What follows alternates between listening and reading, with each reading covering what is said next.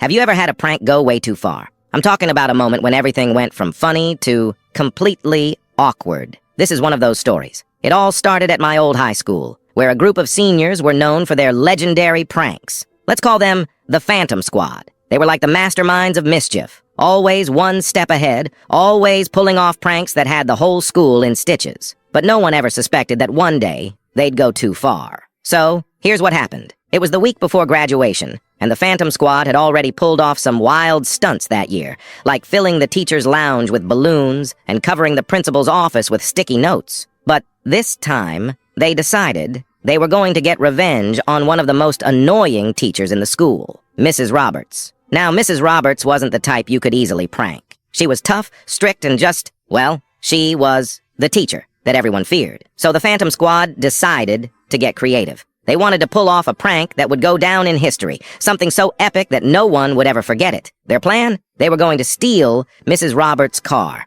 not just for a joyride, but for a full-on transformation. They snuck into the teacher parking lot the night before, took her car, and spent hours decorating it with everything from inflatable pool toys to a full-on inflatable dinosaur on the roof. They even painted the windows with neon pink spray paint that said, "Phantom Squad's Victory Ride." Now, this was a huge move. The next morning, as Mrs. Roberts came out to her car, the entire school was watching from the windows. The looks on the students' faces were priceless. Everyone knew what was about to happen, and honestly, it was a little bit like watching a car wreck in slow motion. Mrs. Roberts saw the car and froze. For a moment, there was silence. Then, she turned to face the crowd of students who were holding their breath. Everyone expected her to either explode with anger or laugh it off. But no. Mrs. Roberts, with a straight face, walked right up to the car, got in, and drove off. Pink windows and all. The entire school went silent. Was she angry? Was she going to get them back? But here's the kicker. Mrs. Roberts didn't just drive to the parking lot.